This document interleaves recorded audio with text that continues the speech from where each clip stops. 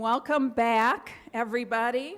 We're delighted to see those who are joining us here in person to the Economic Club of Indiana. Thank you all for coming today for our first luncheon. We also are taping this, so we also have a virtual audience. Thanks to all of you for being here too. We are the place to be challenged by leading speakers and advance great ideas collectively. I want to thank you for being part of it. My name is Kathy Langham, and I am President and CEO of Langham Logistics. I'm also very honored to be President of the Economic Club of Indiana for this season. Esther George is the President and the CEO of the Federal Reserve Bank of Kansas City, and leads a workforce of close to 2,000 employees in Kansas City, Omaha, Denver, and Oklahoma City. The Kansas City Fed is responsible for conducting monetary policy, providing financial services to depository institutions and the Treasury, and supervising nearly 1,000 banking organizations within a 7-state region that includes Western Missouri, Kansas, Nebraska, Oklahoma, Colorado, Wyoming, and northern New Mexico. As the region's representative on the Federal Open Market Committee, the FOMC, in Washington, President George participates in monetary policy deliberations and provides a perspective based on more than 3 decades of experience as a banking supervisor. Her policy views are informed by regular contacts with the region's business leaders, workers, financial institutions, and community leaders. In 2022, President George serves as a voting member on the FOMC.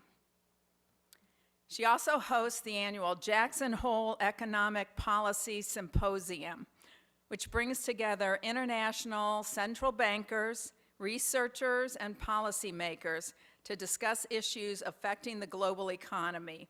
Please join me in welcoming Esther George to our stage.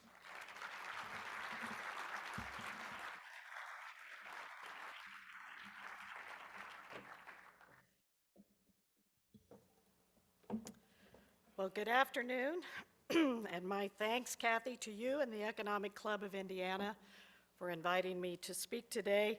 I am really delighted to be here in person, which is something I no longer take for granted after the past 2 years where we didn't get the chance to do that so much. And I'll ask your indulgence today. I am a Kansas City Chiefs fan, and my voice is a little raspy, but I got my water with me.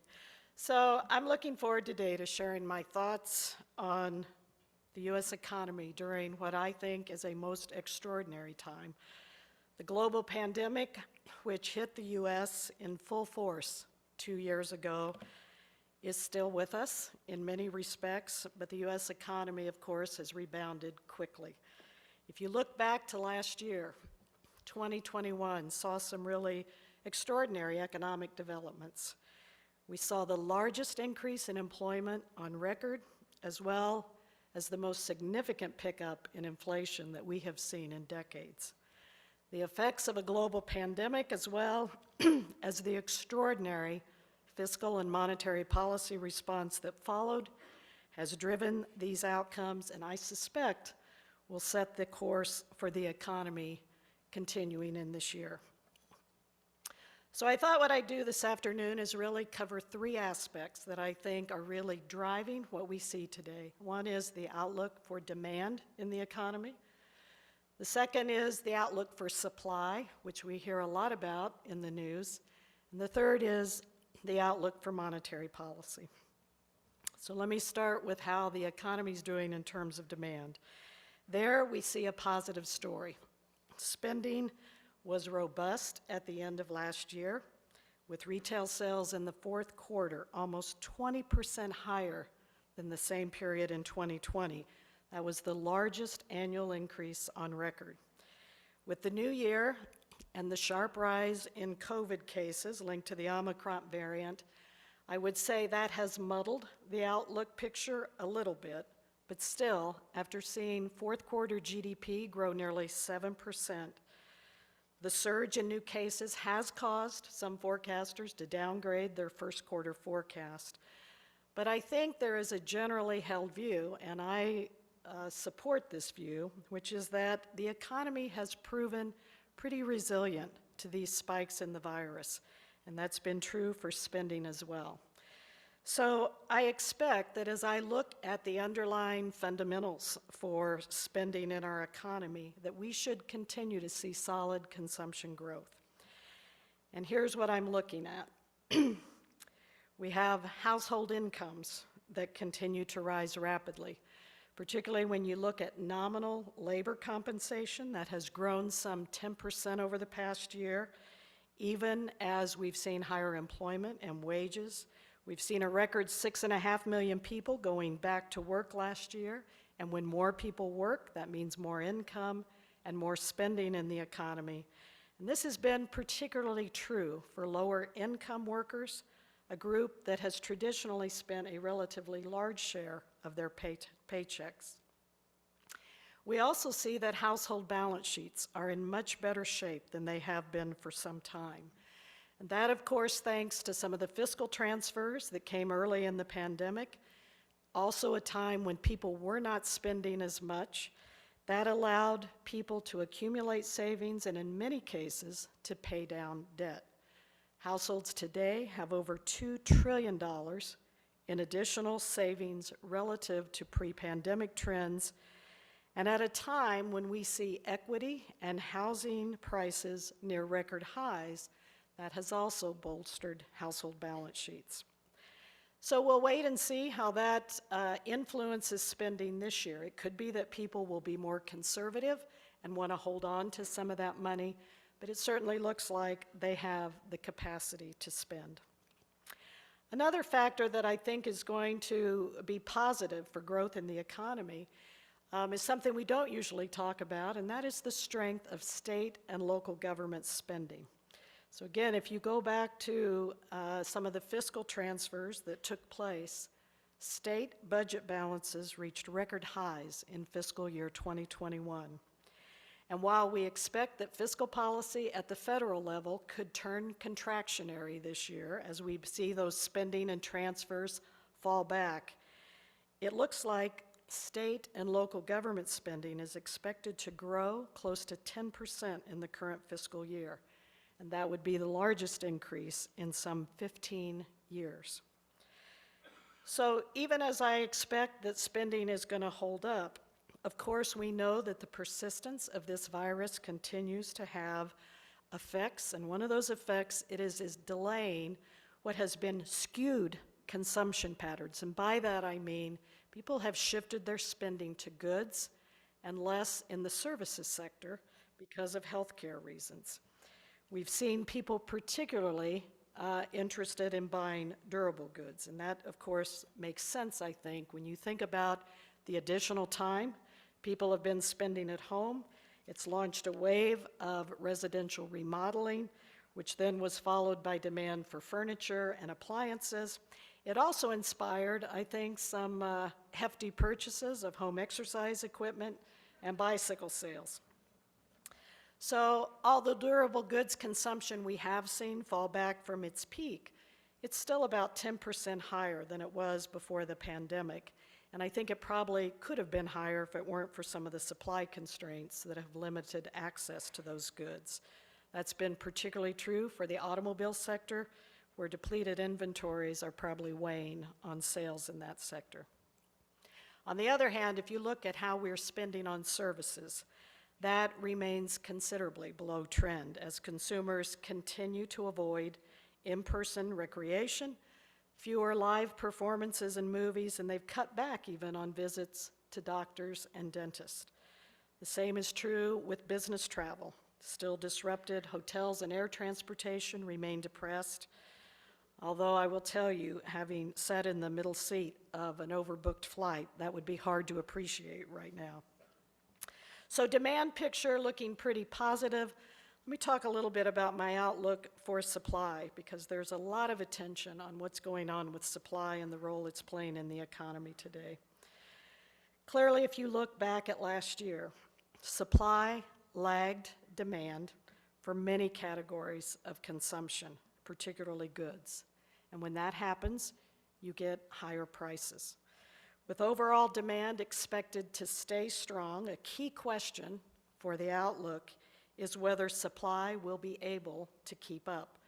And that's particularly true as ongoing public health concerns will probably continue to interfere a bit with this rotation back from buying things to buying services in the economy.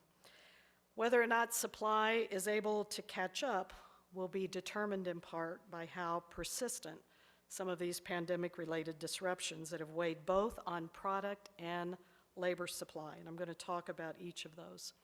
So as it relates to product constraints, supply constraints, we've heard a lot about production bottlenecks and shortages, many that originated in the initial rapid closing of the economy and then the subsequent slow reopening in 2020. And that range of disruptions extended from factories, it was across many countries, and it essentially jumbled global supply networks. And it has disrupted transportation networks as well, including what's become a fairly famous picture of the ships lined up along Long Beach, the carefully choreographed movement of shipping containers around the world, which of course temporarily collapsed in disarray. We're starting to see these disruptions being dealt with, and there's some indications that the worst has passed. Some of those very high shipping rates have begun to come down. We're beginning to see some of those port backlogs cleared. Imports and inventories both increased sharply in the fourth quarter, suggesting that some of those supply problems are on the mend. Still, I'm looking carefully at those global supply networks because I think they continue to face risk. And I say that in particular when you look at China with its zero COVID policy and the strict lockdowns there, given the importance that they play in the global supply chain. So certainly on the production side, supply chains have had issues. It's true also with labor markets. When I talk to people in my region, their reports of acute labor shortages are really prevalent, and that is true across every sector of the economy. We see those anecdotes lining up squarely with the data, which reflects the ratio of job openings per unemployed person at nearly all-time highs, and we see workers quitting jobs at a record pace. So today, the labor market looks tight. The unemployment rate has fallen below 4% in December, and we see wage growth picking up solidly. This tight labor market reflects the strength of demand, but it also points to labor shortages. So our labor force participation rate, which measures people that are eligible to work, have been working, is still about 1.5 percentage points below its pre-pandemic level. And frankly, we've seen very little improvement in that over the past few months. That amounts to a shortage in our country of about 3.5 million workers. So understanding what is keeping these 3.5 million people on the sidelines and how persistent those reasons might be is going to be important to determining how quickly the economy will grow, as well as the split we should expect between output growth and higher inflation. So why have people left the labor market? Well, there can be any number of reasons, from I don't want to work, but I'm going to settle on some here that I think really are dominating why people aren't working today. And I think one of those reasons is the pandemic remains a key consideration, and one that I think is only going to fade slowly. If you look in December's data, you would see that more than 1 million workers reported not being in the labor force related to COVID. And those individuals are primarily prime-age workers, and they are disproportionately women. Throughout the pandemic, we saw issues in childcare availability, which surfaced as a key constraint for many people in being able to go to work. And I think that's only going to be prolonged by the recent surge in the virus and the school closures that we have seen surface again. In fact, if you look at the supply of childcare, so looking at daycare facilities, they remain 10% below their pre-pandemic levels, which suggests the capacity in that sector still has some way to recover. But it's not just childcare. We've seen employment in nursing and residential care facilities decline some 12% relative to where it was at the start of 2020, which essentially tells us there has been a substantial shift in family care responsibility toward households, keeping people out of work. Another contributor to lower labor force participation has been a large increase in the proportion of the population that reports themselves as being retired. So these workers do not generally say it's because of the pandemic or healthcare reasons, but I wouldn't dismiss the role of these public health concerns in terms of an elevated retirement rate, and I'll tell you why.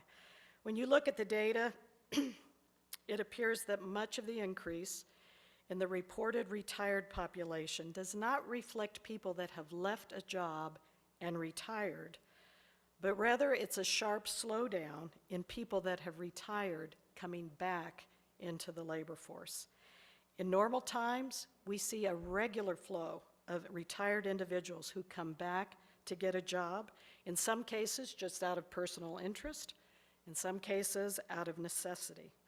But today, it looks like more retirees are deciding to stay retired, perhaps because they're concerned about illness, or maybe it's because with higher equity in housing markets, their retirement nest eggs have been boosted in a way that allows them not to feel like they need to come back. At any rate, to the extent that the pandemic is a source of some of that, maybe we'll see them come back in at a later time. But of course, the pandemic has yet to fade, and the latest Omicron variant, I think, is a reminder of the potential to prolong these supply disruptions and to delay further recovery in our labor markets. We already are seeing that with some signs in terms of the health of the workforce, higher absenteeism, which is disrupting business activity and production. That's been particularly true in the airline industry. We've seen it in schools and other areas of our economy. And that, of course, is going to continue to weigh on the supply of labor. So the ongoing influence of the virus has certainly added uncertainty to the outlook in terms of that supply, but you will hear me say I don't think it has changed the overall picture that we should continue to see strong demand, and that will continue to push up on this constrained supply. So let me turn to my final point about the outlook and talk about the role that monetary policy plays in all of this and what the outlook looks like there. So I should start by reminding people monetary policy certainly plays an important role in shaping the balance of supply and demand. It's not all a result of the pandemic. And we do that by either encouraging more demand or moderating the growth of demand with interest rates. When demand looks to overwhelm supply, economic stability and long-run growth prospects are often best served by a less accommodative monetary policy and by smoothing out that demand and allowing supply to catch up. Monetary policy can support the strong and steady expansion of economic activity. Of course, today, monetary policy is providing an historic amount of accommodation to the economy. With the policy rate near zero, the Fed also has significantly increased the size of its balance sheet, purchasing large amounts of Treasury securities and mortgage-backed securities, and more than doubling its asset holdings to nearly $9 trillion. When we buy securities out of the market, those purchases put notable downward pressure on longer-term interest rates. They lower borrowing costs for things like homes and cars. They also have the effect of boosting asset valuations as investors respond to those low rates by seeking returns in alternative and in some cases riskier investments. So where are we today? We have inflation running close to a 40-year high. We have considerable momentum in demand and abundant signs and reports of labor market tightness, which points to a very accommodative stance of monetary policy that I think is out of sync with the economic outlook. And of course, at last week's FOMC meeting, the committee acknowledged the need to shift its policy settings with future interest rate increases and significant reductions in asset holdings on the horizon. Now, I'll say that decision that it was time to remove accommodation is easily justified in the face of this outlook, but I will also tell you it is unavoidably complicated because we are looking at short-term rates as well as a very large balance sheet. That was true in the last normalization cycle in 2015, and so to guide the process this time, the committee released last week a set of principles, a way to communicate to the public how we would go about the process. And it essentially said, using that short-term policy rate will be our primary policy instrument when we begin to withdraw accommodation, but that we would also plan significant reductions in the balance sheet after that policy rate had increased. It also noted that our plan would be to hold primarily Treasury securities in the long run, moving away from holding mortgage-backed securities as a way to minimize possible distortions in credit allocation. These statements are important guideposts, if you will, and signals to the public, but they're just a start. And I will tell you that a number of important and very difficult decisions remain. In particular, we'll need to think about the interaction of these two instruments. What we do on the balance sheet is likely to affect the path of policy rates and vice versa. For example, if we took more aggressive action on lowering, pulling down that balance sheet, it might allow for fewer interest rate increases. Alternatively, if there are more interest rate increases with relatively modest reductions in that balance sheet, that has the potential to flatten the yield curve. It can distort incentives for private sector intermediation, and to some extent, continue to put more risk on economic and financial stability. If you look back to the previous normalization cycle, again, I mentioned 2015, at that time you would have seen the FOMC delaying adjusting the size of its balance sheet until the normalization of that interest rate was well underway. And the rationale for that was predicated on the novelty of using QE, or these asset purchases, and the desire for space to offset any unexpected turbulence. Of course, that rationale seems less compelling now, and from my perspective, it discounts some of the cost associated with not addressing this very large balance sheet. So all in all, in my view, it could be appropriate to move earlier on the balance sheet relative to how we did it before. And I'm focused on that because not only is this a very sizable balance sheet, but it is my belief that these large holdings also pose some cost. And we don't often talk about the cost. Obviously, during the heat of the downturn, very important for the Federal Reserve to step in and add accommodation. But that doesn't come without some cost, in my view. And I would describe those costs in three ways. One of those is the distortive effects that having this very large balance sheet can have on the financial system.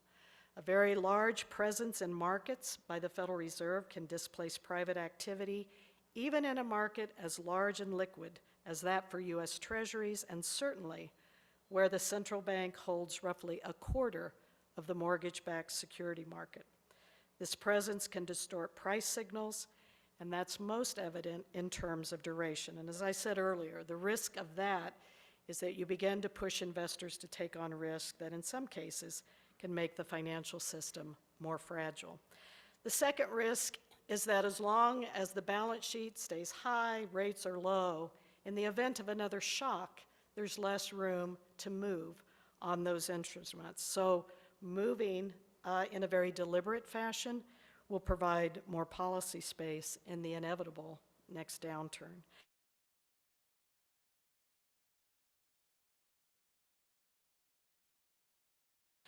That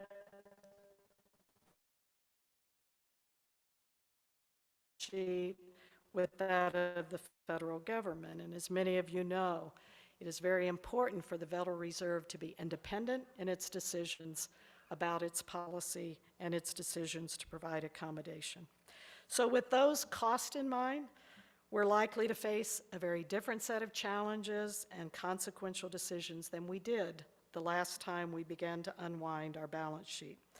And as we follow through on those principles for how we will unwind the balance sheet, I would remind people that the differences are really quite notable, considering that the current balance sheet is historically large relative to the size of the economy, and the economy itself is in a very different place. In 2015, inflation was well below 1%. The unemployment rate was 5%, and the economy was growing just under 2% annually. The balance sheet was half the size it is today. So the starting point for policy adjustments in 2022 stand in stark contrast to the 2015 economy, where today we have high inflation, we have tight labor markets, a robust demand outlook, and elevated asset valuations. So I'll close with this thought. Even as the pandemic, I think, is going to continue to influence the kind of economic activity that we see, demand for goods versus services, it's important that monetary policy begin to transition away from its current crisis stance toward a more neutral posture in the interest of meeting our long-run objectives for price stability and employment. That means that policymakers will need to grapple with the appropriate pace and size of adjustments across these two tools, short-term interest rates and the balance sheet, and we'll be doing so in the context of a changing and challenging environment. That suggests to me that the transition could be a bumpy one, with the prospect of asset valuation adjustments and the recalibration of supply and demand toward a new equilibrium. Thank you very much for having me.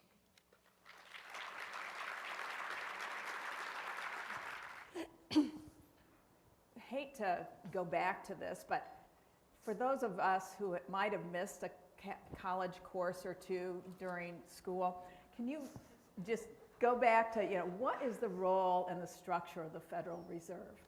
And how does that look? It's a great question. So the Federal Reserve came into being more than 100 years ago because of financial instability. Okay. So the fact that there were regular and recurring bank failures caused Congress to say, we need an entity that can serve, in my words, as a shock absorber, to make sure that the economy can provide liquidity, and the central bank's role is to do that. So the Federal Reserve today really plays three important roles. We continue to play that role of ensuring price stability in the economy, that our financial system can be trusted, that it operates safe and sound, that people have access to credit on a fair basis, and connected to that banking system to make sure that the payment system in this country can be trusted and is broadly accessible. So you will see us playing each of those roles in the economy today. Yeah, that makes a lot of sense. And how many different regions are there? So also an interesting aspect of the central bank in this country, because it's really unique in the world, that it has elements of both public and private characteristics to it. And by that I mean the Board of Governors in Washington, D.C. is the public agency where Chairman Jay Powell and the other 6 members of the Board of Governors are nominated by the President. Okay. They go through a Senate confirmation process, and they sit as essentially the oversight committee over 12 regional banks. And those regional banks have presidents that are selected by private sector boards of directors, subject, again, to the oversight of the folks in Washington. I often get the question about, well, if you were forming the Federal Reserve today, you wouldn't do it that way, right? We have technology, we have such improved transportation that you wouldn't need 12. And I remind people the history of that was not related to technology, to transportation, as much as it was to really the character of the American public and a sort of inherent distrust of concentrated power. So for an institution that was going to affect the lives of every American, there were different views. Some wanted that housed with the government, some wanted that in the private sector, and you ended up with something that has both dimensions. And frankly, I think putting those 12 banks in communities around the country allows the public better insight to this institution. Okay, thank you for that. I learned a lot. You talked a lot about this. Spring of 2020, the economy shut down. A lot of businesses shut down, especially the service sector. We stayed home and we saved our money for a while, and since then the labor shortages, the supply chain shortages. I know I'm in supply chain logistics, and what we're hearing is we won't hit a sense of normalcy until after the Chinese New Year in 2023. So Good to know. is there, I mean, do you have, or am I thinking about this totally wrong? I mean, is there a date in mind? Is there a year in mind where you feel like we're going to get back to the way it used to be? Yeah, boy, do I wish I knew that. Because I think what we've seen over the past 2 years was sort of a sense that this would be very temporary. I think about how we communicated to the employees at the Kansas City Fed. Go home for 2 weeks, and then we'll call you back. And I think all of you have experienced, this has been a rolling series of ups and downs of thinking, now we've made it, now this has happened. And I think what we're learning is this is a pretty resilient economy. People are figuring out how to interact with constraints, how to interact with the healthcare issues that have come about. So no, I don't have a date in mind. I think what we continue to watch, though, is we know supply will continue to work hard. We also know that it will take a while for the pandemic to fade. So whatever is keeping 3.5 million people on the sidelines, watching to see what evolves in the economy that might bring them back in is going to be very important to that particular aspect of supply. Well, you're giving me hope that they might come back. I'm hopeful, always hopeful. How much does congressional policy influence your decision making when it comes to interest rates and monetary policy? So they're separate, for sure, and by design. Yeah. By design, the Federal Reserve is asked to focus, and Congress asks us to focus. You make sure that the country has price stability and maximum employment. That's our objectives. And we do that with a great deal of independence. And to do that, you have to be thinking about the long run. And that isn't always the case. Other parts of government may have other incentives, but that is a very important aspect so that the Federal Reserve's eyes are on the long term, on the broad needs of the public. Now, certainly, fiscal policy influences that economy, right? We saw this during this pandemic where tremendous fiscal support came out in ways that we had not seen before. And that, of course, contributed to what we see today, the ability of many people to sustain their spending, to have preserved their families' livelihoods, depended on that. So that, of course, affects how the Federal Reserve sees the economy unfolding. Right, exactly. Wow. Well, and so along that same line, I think we saved a lot of families and a lot of people, and the federal government did some good things. Now we're worried about this huge debt that we've accumulated. How does the Fed think about that and how we have that go down in the future? Yeah. So fiscal issues, again, I leave that to people in Congress to think about on behalf of the public. But I think the question often comes up because people see the high levels of federal debt. And particularly as you think about a rising rate environment, the cost on that debt will go up. So there are reasons for fiscal policymakers to be very focused on the sustainability of that debt. To date, we see great demand for that debt around the world. But we also have seen countries that can run into trouble if the confidence in their ability to repay that debt comes into question. Fortunately, that has not been the case for the U.S. That brings up another question. How closely do you watch the global economy and how countries have responded to the pandemic in the last 2 years? Yeah. So you have to, we live in a global world. And that has been true for some time. And so our mandates as an institution are around the domestic economy. Okay. But certainly we know that the influences, and we've seen this with supply chains. I mentioned China in my remarks because they represent a big portion of international supply chains. They have a number of the largest ports in the world. And so when we think about our interconnections, it's important for the Federal Reserve to understand what will happen in other parts of the world certainly affect our economy. So it is very much part of the calculus of looking at all the data that comes in and understanding how global economies are faring relative to the U.S. And is that part of the Jackson Hole retreat every year, or is that something that's constant? So the Jackson Hole retreat is separate from the decisions that the Federal Open Market Committee deliberates on. But the history to our Jackson Hole Symposium was really to make a contribution to the kinds of issues that broadly affect central banks around the world. So central banks around the world, although they have different mandates, they deal with different economies, have to think carefully about how their policies affect inflation and what the impact is on their labor markets. And so Jackson Hole is designed to take an issue that we think will be relevant for central banks to bring a set of perspectives, some provocative, some more mainstream, and really engage in a discussion that helps shed light on those issues, hopefully to the benefit of all of us around the world that do this. We have a lot of questions. Good. Okay.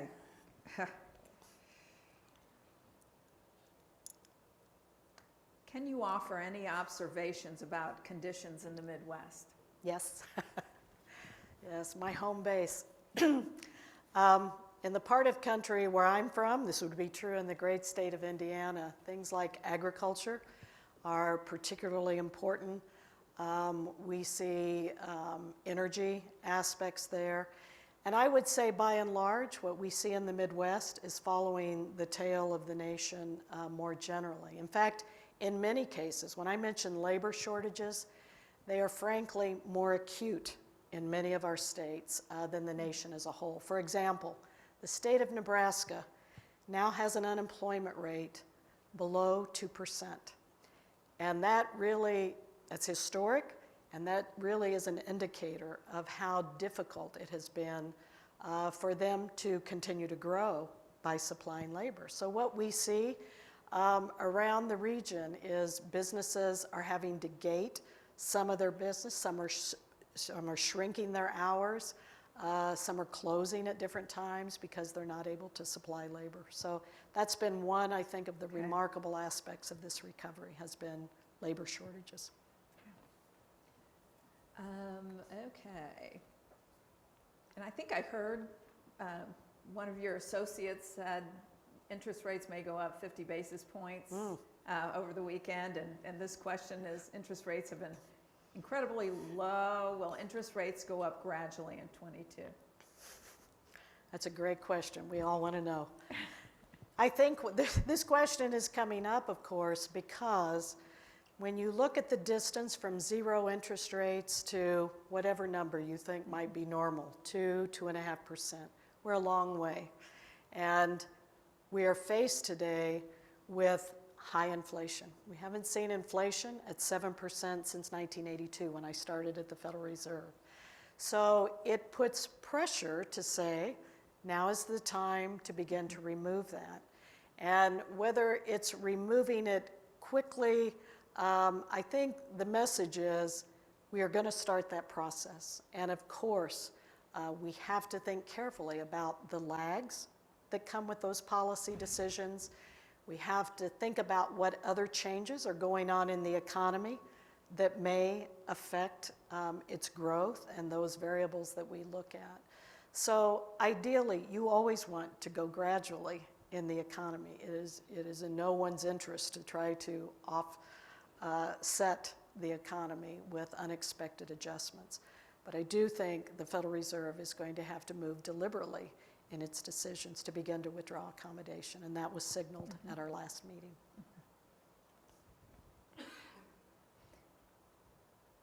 Is the current energy policy having an impact on the economic outlook, and if so, how? Well, energy is important in my region, so I will tell you what we hear from our contacts there. I think for some time, outside of any particular policy, the energy markets have experienced what they call capital discipline. So in other words, access to capital has slowed down, which has caused them to adjust. So normally in a time of high oil prices, you would see production ramping up. Our contacts today tell us they are doing that in a more gated fashion. They're doing that not to get out ahead of these prices, but to really understand longer term. Certainly policy implications in a state like Wyoming, they will tell you that policies affect some of the growth they'll experience in their own economy. So we watch how other policies come to play on that economy, and energy is an area in my district where we do see some implications of that. And so you watch it, and then at what point would you, do you get involved in it? Or, So again, I'm going to go back to the role of the Fed. Right. Really important for the Federal Reserve to focus on the job it's been given. Yeah. And again, many things affect the economy that are outside our control and are really in the purview of others. But obviously, to the extent they affect things like inflation, to the extent they begin to affect the labor market, that will have implications for our policy settings at the end of the day. But influencing those policies beyond the scope of what we've been asked to do. Yeah. Thank you. Boy, we're going to hit you hard on these. Okay, it looks like we're headed for another market crash, like 2008 and 2009. How do you see that? Well, again, We're starting every answer with Every again. answer I with again. apologize for that. no, I think you see the volatility today, and I don't think that is unexpected. So again, I would just say when you've had a period of zero interest rates, when you have the Federal Reserve buying large quantities of treasuries and mortgage, we've seen asset valuations very high. And so when that policy adjusts, it is not surprising to me that you would begin to see volatility. Now, the question implies, will it go all the way to a crash? You will have to decide what you think drive market fundamentals. Are they looking at the real economy? How much is influenced by Fed policy? I think it's why one of the jobs of the Federal Reserve is to make sure the financial system is in a strong position to withstand those kinds of buffets that may come at it through strong capital, to make sure that the risk is being properly managed. So those are the levers through which the Federal Reserve can prepare the financial system for long-term risk that come at it, for volatility that may come. What drives market and investor decisions factor in a lot of things, I imagine.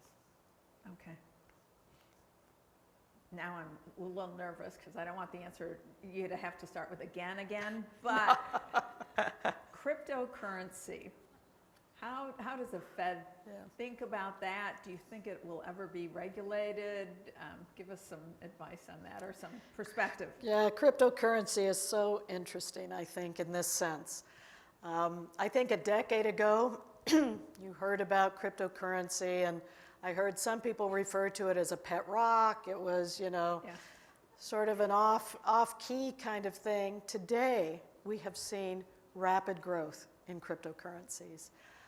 In fact, in some cases, the volumes might compare to prime money market funds in terms of the amount. So it has gotten the attention of policymakers to say this is rapidly growing. It's becoming widely considered. So when you look at surveys of people that have owned cryptocurrencies or are interested in owning them, you look at retailers that have expressed interest in accepting them. It certainly has come into the mainstream in a way. So you've seen the President's Working Group. The administration has put out a paper on some of the risk they see with cryptocurrencies.